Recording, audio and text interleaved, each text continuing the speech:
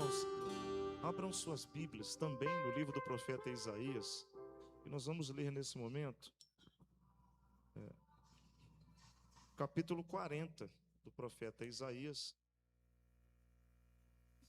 É um texto também bastante conhecido, né, da maioria dos irmãos. Isaías, capítulo de número 40, verso 28 ao 31.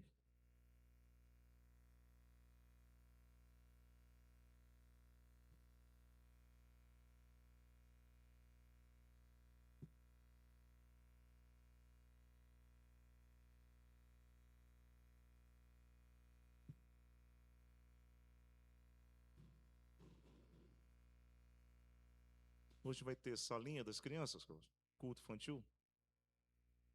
Não, né? Ok.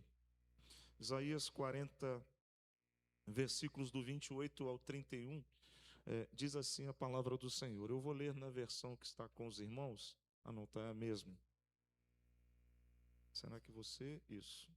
Será que você não sabe, nem ouviu, que o eterno Deus, o Senhor, o Criador dos confins da terra, nem se cansa, nem se fadiga?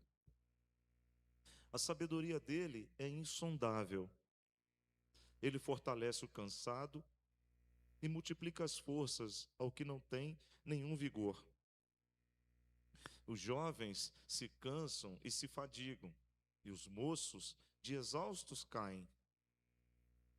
Mas os que esperam no Senhor renovam as suas forças, sobem com asas como águias, correm e não se cansam, caminham e não se fadigam. Que Deus abençoe, né, a leitura da sua palavra aos nossos corações e que Ele mesmo venha falar aquilo que agrada ao coração dEle e fortalece a nossa alma, a nossa vida para o louvor da glória do nome do Senhor. E pensar exatamente em fortalecimento. Nessa semana estive lendo um pouco sobre as características exatamente do desânimo, né, da perda das forças.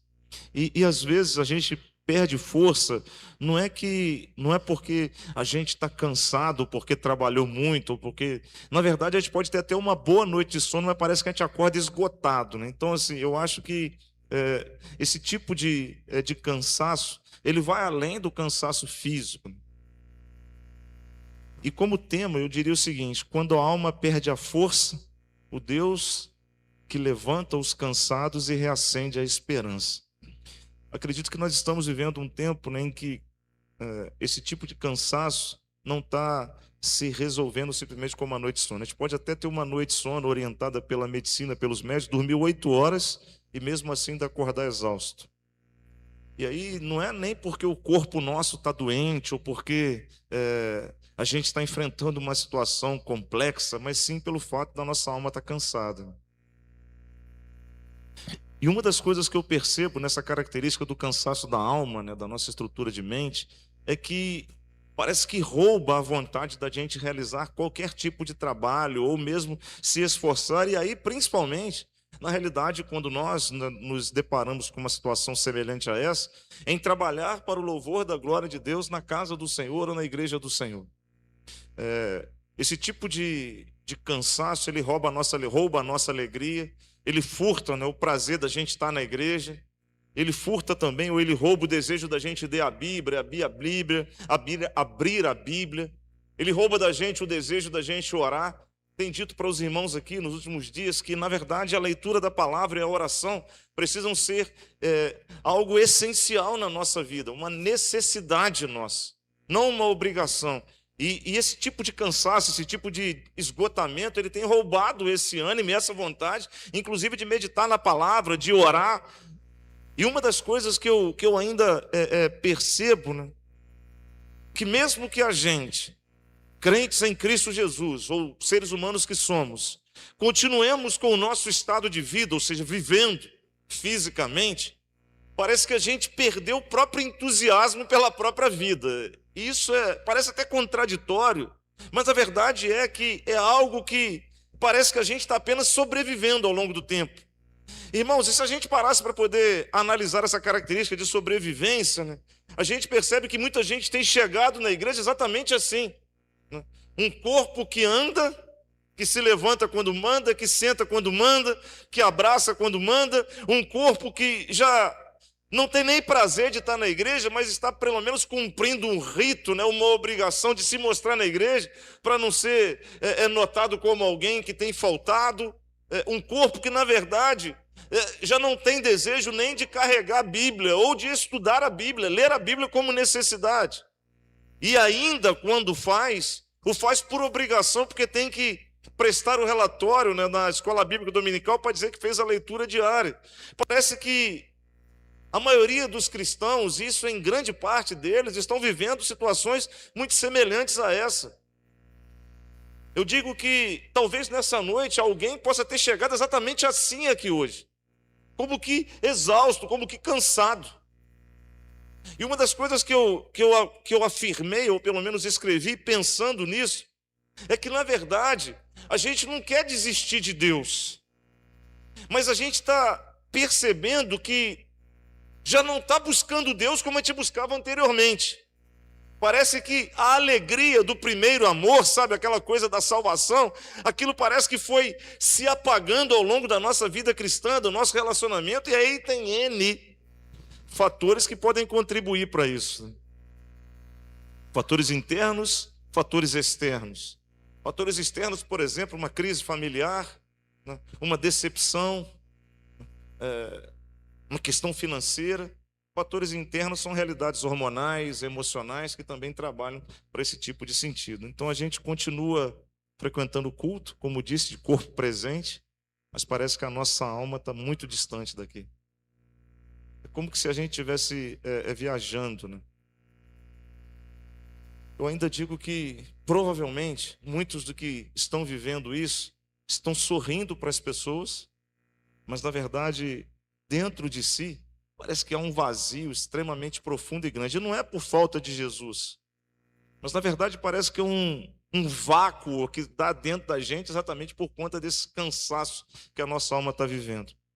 Mas hoje, em nome de Jesus, eu trago uma boa notícia, uma excelente notícia. A notícia que eu trago hoje é que Deus conhece esse lugar na sua alma. A boa notícia que eu trago hoje é que o Senhor Jesus Cristo, nosso Deus, não rejeita os cansados. Na verdade, Deus tem chamado os cansados para andarem mais perto de si. E aí eu lendo, né, Russell Shedd, eu tive o privilégio de conhecer o pastor Russell Shedd, pastor Hamilton também, nós estivemos juntos lá no nosso congresso de pastores. O pastor Russell Shedd, hoje na Glória, ele disse uma coisa em um dos seus escritos que eu anotei para mim e considero extremamente importantes. A graça de Deus, ela não apenas perdoa o pecador. A graça de Deus restaura o discípulo cansado para que ele continue a sua jornada e a sua caminhada rumo à glória do seu Senhor. É pela graça que a gente vive, é pela graça que a gente se alegra, é pela graça que a gente é renovado. E aí o desânimo parece ser exatamente uma batalha mesmo, uma grande batalha. Quando a gente lê o texto do profeta Isaías, no capítulo de número 40, Isaías começa a dizer exatamente de um povo que estava abatido, um povo que parece que perdeu esperança mesmo, um povo que estava pensando que Deus havia esquecido deles, ou que Deus não estava ouvindo as súplicas dele, os pedidos dele. E quando a gente faz uma relação com a nossa estrutura de sociedade nos dias de hoje, parece que essa relação é idêntica, é a mesma. Parece que o desânimo está fazendo a mesma coisa com a gente, distorcendo a nossa visão de Deus. Uma das coisas que essa distorção leva é acreditar que Deus não está ouvindo a gente, que Deus parece que está distante, que parece que nada que nós estamos vivendo vai mudar, parece que as nossas orações não ultrapassam o teto, parece que até os homens, enfrentando esse vale, vivem uma situação de que as coisas ao redor parecem estar engolindo um sufocamento, e isso é o cansaço. Se a gente for na história, a gente vai ter alguns exemplos, né, de grandes ícones ou personagens da história que viveram situações muito semelhantes. Por exemplo, Moisés, ao longo da sua história, houve um determinado momento que ele desanimou. Ele falou, esse povo não está distante, não tem como eu conduzir, então eu estou chateado. E ao ponto até de Deus falar para ele tocar na rocha, e ele bateu na rocha 2 vezes. impedindo de que ele entrasse. Ele viu a terra, mas não entrou na terra prometida. Se a gente caminhasse um pouquinho, Jeremias, o chamado profeta chorão, quanto Jeremias chorou por o povo não ouvir a palavra de Deus através do seu testemunho. Se a gente caminhar um pouco nessa característica dos ícones da nossa história, dos personagens históricos, a gente poderia dizer Elias, por exemplo. Elias, o grande profeta Elias, né? As suas realizações, as suas manifestações, Elias orou para Deus pedindo que ele morresse. Me mata, Deus, de uma vez, não estou aguentando mais, tem que acabar. Davi, o rei Davi, o salmista Davi, o grande homem de Deus, o homem segundo o coração de Deus, muitos de seus salmos eram expressões dos momentos em que ele estava em angústia e sofrimento, escritos debaixo de derramar de lágrimas. A gente olha, por exemplo, o apóstolo Pedro caminhando, e Deus disse, caminha sobre as águas, e ele começa a andar, e de repente ele fracassa, ele olha para os lados, e vê que o desânimo, e a força que estava externa a ele, fez com que ele afundasse. E aí, meu irmão, quero dizer uma coisa para você no nome de Jesus, trazendo a boa notícia de que Deus te conhece, de que Deus sabe o vale que você está. Olha, o problema não é passar pelo vale, o problema é quando a gente constrói no vale a nossa morada. O problema é quando o cansaço nos faz ao profundo do vale e ali a gente quer habitar. A gente acha uma zona de conforto, ainda que sofrível, mas a gente quer permanecer nela. Esse é o problema. Quando digo essas questões, eu começo a imaginar pelo menos duas coisas. A primeira delas, Deus não disse que nós estaríamos isentos de enfrentar problemas e dificuldades, inclusive o desânimo. E a segunda coisa, Deus disse para nós que em meio a todas elas Ele passaria conosco. Eis que estou convosco todos os dias até a consumação do século. Então a gente precisa mudar um pouco a nossa perspectiva. O vale não pode ser a nossa morada. O deserto não deve ser o lugar da nossa habitação contínua. Jesus passou lá 40 dias e 40 noites e foi lá que ele encontrou proximidade com Deus através das dificuldades que ele enfrentava. E aí, dentro de toda essa estrutura, quando a gente constrói morada no vale, parece que o vale paralisa a nossa vida, né?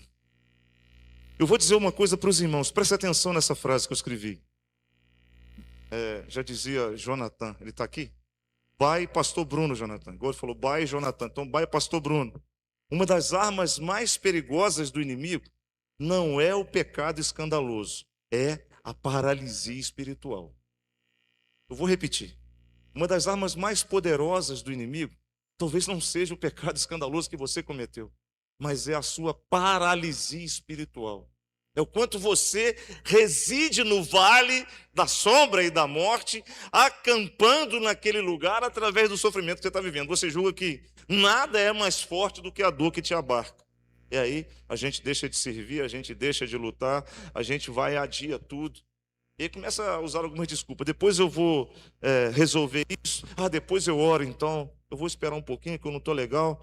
Depois eu vou ler a Bíblia. Depois eu volto. Não, depois eu tento recomeçar, porque agora não dá. E uma das coisas mais importantes nesse aspecto é que o coração vai esfriando.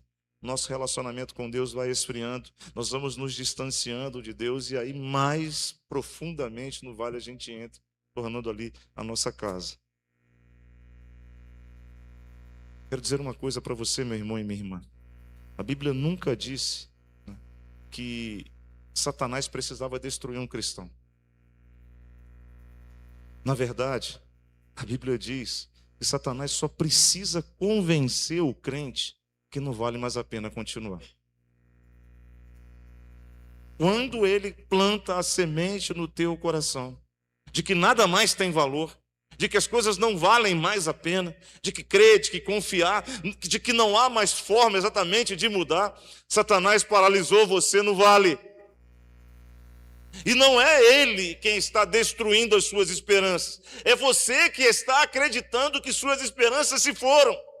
Inclusive, que o Deus que você serve, ele deixou de ser o maior por conta do problema que se tornou muito maior do que o seu Deus. A gente ouve uma frase, né, bem antiga, e ainda quando criança, né, não mostra para Deus os teus problemas, ou o tamanho dos teus problemas. Mostra para os teus problemas o tamanho do Deus que você crê. E às vezes a gente consegue inverter isso com essa inanição de Satanás. Charles Spurgeon disse o seguinte: a esperança é o remédio da alma. Quando a esperança desaparece, até as pequenas tarefas, elas se tornam pesadas. Quando a gente deixa a nossa fé enfraquecer, até os menores problemas ou as menores crises se tornam em grandes ansiedades. Fruto da nossa realidade nos faz estar parado. Talvez seja exatamente isso que alguém nessa noite esteja vivendo nesse lugar. Tem muita gente que está tornando o levantar da cama uma verdadeira batalha, não quer sair da cama. Tem muita gente que para trabalhar não quer mais trabalhar porque não acha ânimo e força para isso. E aí, quando as pessoas levantam para cantar na igreja com alegria, porque dizia isso hoje cedo lá em São João Nepomuceno, sabe? A igreja se reúne no templo, é para adorar ao Senhor. A reunião dos santos é para prestar culto de louvor e adoração a Deus. E o maior privilégio que nós temos em nos reunir na igreja para adorar a Deus é o presente que o Senhor nos deu, que através da sua graça nos salvou da condenação eterna. Então, todo e qualquer motivo ainda é menor do que louvar a Deus, porque Ele nos redimiu do nosso pecado e nos tirou do inferno. E aí, quando as pessoas se levantam alegres porque há no coração a certeza, nenhum problema é maior do que o meu Deus, nenhuma luta durará para sempre, nenhum choro permanecerá, a noite findará e nascerá o dia. Quando as pessoas, a sua esperança permanece viva, as pessoas se levantam e cantam e adoram ao Senhor, porque sabem que nada disso é para sempre. Mas o que permanece para sempre é a fé em Deus que leva à eternidade com Ele no céu. Isso é maravilhoso. Então eu sei e aprendi que todas as minhas dores, ainda que pareçam ser grandes, que todas as minhas lutas, ainda que pareçam ser suficientemente grandes ou muito maiores do que eu, elas nunca poderão ser maior do que o Deus que me sustém e de que me renova. E essa realidade, irmãos, nós podemos ver isso descrito em Hebreus capítulo número 11, quando o próprio Russell Shedd, em uma de suas mensagens, usando a palavra de Deus, ele disse o seguinte: Senhor, eu quero falar sobre fé. E aí Deus disse, coloca para nós Hebreus 11, verso 1, por favor. Deus disse, leia então Hebreus 11, 1, que diz o seguinte: ora, a fé é a certeza de coisas que se esperam e a convicção de fatos que se não veem. A minha esperança é que, mesmo não vendo, eu creio que eu receberei do meu Deus, porque meu Deus sabe o que é melhor para mim. Aí Russell Shedd falou, Senhor, isso é muito básico, todo mundo sabe disso. Eu sei disso, toda a igreja sabe disso. Por que o Senhor quer que eu fale sobre isso? Aí Deus disse para ele, então diz o seguinte: fé é a todo instante dizer sim, Senhor. Está chorando, irmão? Vou louvar o Senhor. Está feliz, irmão? Sim, Senhor, eu vou te louvar, meu Deus. Deixa a tua parentela, tudo que você tem, e vai para o lugar que eu ainda vou te mostrar. Sim, Senhor. Pega teu filho, teu único filho que eu te prometi, e apresenta a mim. Sim, Senhor.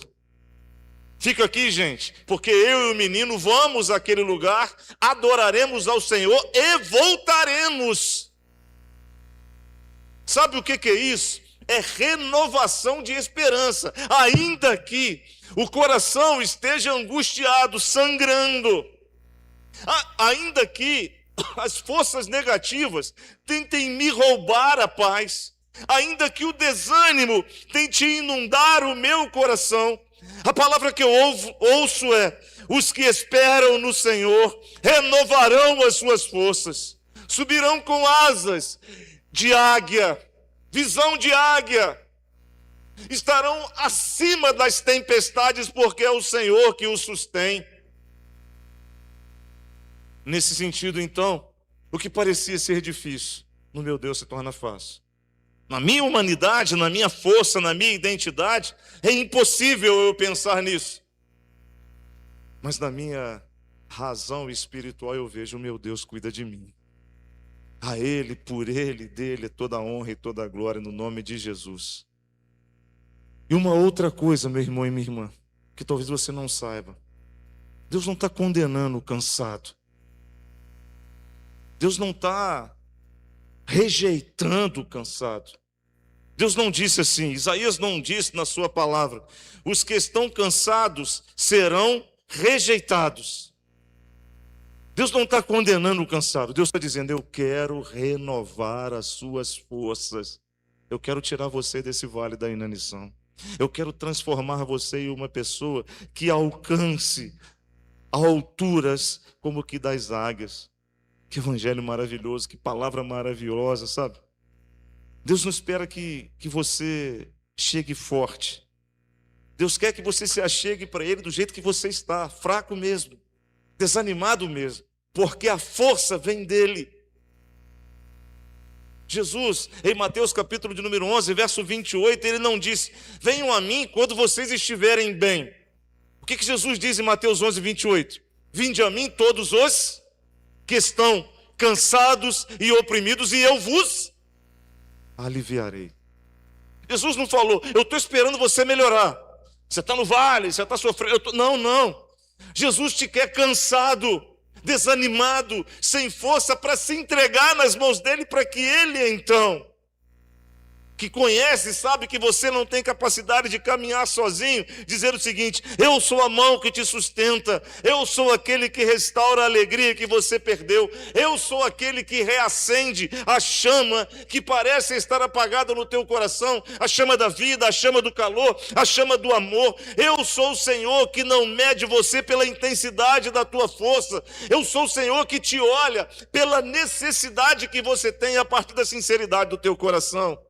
Então, nós somos aqueles os quais devemos nos derramar no altar de Deus, devemos nos apresentar no altar de Deus rendidos, como alguém que nos entregamos para dizer o seguinte: Pai, misericórdia, eu estou tentando caminhar, mas as minhas forças se esvaíram, eu já não consigo mais pensar por mim, parece que eu estou sendo sufocado, o mundo está me abraçando, as lutas estão me ofegando, me sufocando. Então eu me achego ao Senhor com o meu coração contrito e quebrantado para dizer: eu dependo de Ti, porque sem o Senhor eu nada posso e nada sei. E uma das coisas que eu também percebo nesse texto de Isaías significa dizer o seguinte: que esperar em Deus não é a mesma coisa que permanecer parado. Quando Isaías diz os que esperam no Senhor, ele não está falando os que ficam de braços cruzados. Esperar na Bíblia, na verdade, é confiar, é a fé. Esperar na Bíblia é permanecer, é continuar, confiando que mesmo que eu não veja o resultado final, eu sei que pelo caminho Deus me levará à vitória para a glória do nome dEle. Quando, porventura, no teu coração, o desânimo dizer o seguinte: ah, pastor, hoje eu não quero orar não. Ore a si mesmo. Dobra teu joelho diante do Senhor. É ali, é nesta hora. E quando a vontade de orar não vem, é que nós devemos buscar ao Senhor, porque Ele vê a nossa limitação. Ah, eu não quero mais ler a Bíblia. Não... Abra a Bíblia a si mesmo. Busque palavras que possam nutrir o teu coração daquilo que de verdade alimenta. Ah, eu estou perdendo a vontade de ir na igreja, eu estou tão desanimado. Venha para a igreja adorar o Senhor. Se coloque na dispensação da graça de Deus para dizer o seguinte: eu vim aqui para servir Deus. Eu quero servir ao Senhor porque, mesmo parecendo estar fraco, eu reconhecendo a minha limitação, eu vou entender o que de verdade o apóstolo Paulo diz: aí eu sou forte. Sabe por quê? Sou forte quando sou fraco? Porque reconheço que a minha força precisa vir de Deus. Então é nessa hora que a gente precisa entregar o nosso coração ao nosso Deus. Pastor Exaltino Gomes Coelho Filho dizia o seguinte: a maturidade cristã, ela nunca vai ser guiada pelo humor do momento, mas sim pela fidelidade ao Senhor. Eu disse isso uma vez aqui sobre a espetacularização da fé. Tem muita gente, né, mantendo ou crescendo espiritualmente nas igrejas em virtude do humor do momento. Quando o show está bacana, quando a música está bacana, está todo mundo maduro espiritualmente, suando espiritualmente. Mas quando essas coisas acabam, parece que as pessoas vão embora e não mais querem. Então, não são fiéis ao Senhor, e sim a oportunidade de satisfazerem seus desejos e suas vontades. O desânimo pode até tentar fazer você acreditar que as coisas acabaram. Mas eu venho te dizer uma coisa em nome de Jesus Cristo. Ainda existe uma esperança. Essa esperança chama-se Jesus Cristo. Quando nós lemos o texto do profeta Isaías, ele usa pelo menos 3 verbos que eu julgo ser essenciais. O primeiro deles, subirão. Mas os que esperam no Senhor sobem como águias. Pode ter certeza que vai acontecer dias da renovação da sua força, por se deleitar no Senhor, que Deus fará você voar acima de todas as circunstâncias e de todos os problemas. Pausado ou pousado nas mãos de Deus, porque é Ele que vai fazer voar. O segundo verbo é correm ou correrão. Há dias em que Ele mesmo é que vai fazer dar o vigor necessário para que a sua missão seja cumprida naquele dia. E o terceiro verbo, caminho ou caminharão. A maior parte da vida cristã não vai ser feita por milagres visíveis, mas pela perseverança diária na presença de Deus. Eu não creio em Deus por aquilo que Ele pode fazer. Eu creio em Deus por quem de verdade Ele é. Porque saber o que Ele pode fazer, eu até sei. Agora, quem de verdade Ele é que eu preciso conhecer na minha vida. Porque fazendo Deus ou não fazendo Deus, Ele não deixa de ser Deus na minha vida. Hoje eu vim dizer que o mesmo Deus que olhou para Elias quando pediu a morte, levantou ele, que restaurou Pedro quando Pedro estava afundando, que fortaleceu Paulo quando Paulo estava preso, que alegrou o coração de Moisés, de Jeremias, de Josué e de vários outros. É o mesmo Deus que nessa noite está para dizer o seguinte: o seu cansaço, a sua dor e a sua tristeza nunca será a última palavra. Sabe por quê, irmão? Porque a última palavra não vai ser sua e nem de ninguém, senão de Deus. O mundo pode falar tudo, mas Deus é quem vai trazer a palavra plena para a glória do teu nome. Eu vim hoje pedir, meus irmãos e minhas irmãs, ao Deus Todo-Poderoso da minha vida, da nossa história, que venha renovar as nossas forças, se é que estamos cansados, se é que estamos precisando exatamente de algo que possa reavivar a nossa fé e a nossa esperança. E esse algo é o Senhor na pessoa do seu Espírito Santo. Portanto, fecha teus olhos, curva teu coração. Nós vamos orar no nome de Jesus Cristo. Eu quero interceder pela tua vida.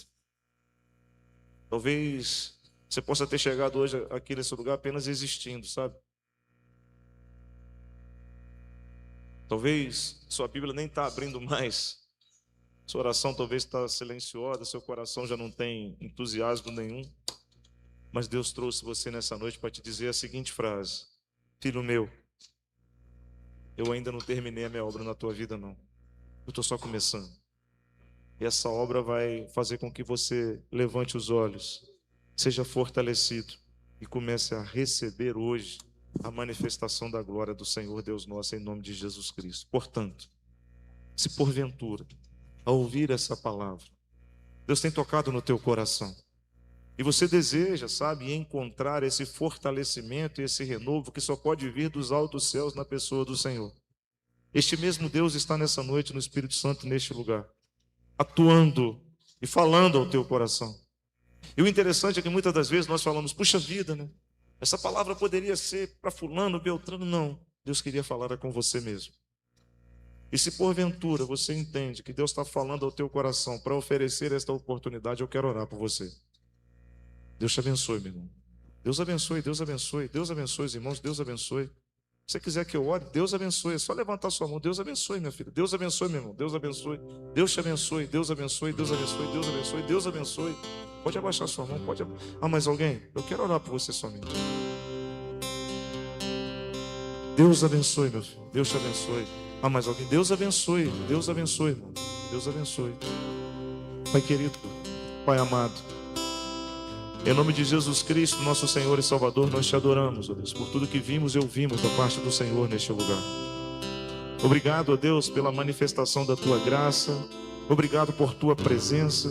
Obrigado, ó Deus, pelo dia que o Senhor nos concedeu. E muito obrigado, ó Deus, pelo privilégio de poder estar reunido com os meus irmãos e irmãs para prestar ao Senhor o culto que somente ao Senhor é devido. Por cada cântico cantado, por cada palavra lida, nós te adoramos e te agradecemos. Pai Santo, Pai amado, em nome de Jesus Cristo, agora que a tua palavra foi apresentada a nós, e nós que estamos aqui com os nossos corações quebrantados diante do Senhor, talvez nos sentindo, ó Deus, cansados, eu venho pedir no nome de Jesus Cristo humildemente, que tudo o que foi prometido na tua palavra se cumpra na vida do teu filho e da tua filha, no nome de Jesus. Aqueles os quais suas mãos levantaram, é porque pela fé creem, confiam que é o Senhor que tem a última palavra e que é o Senhor que está renovando suas vidas, sua esperança, suas forças, para a glória do nome do Senhor. Bênção dos teus servos no nome de Jesus.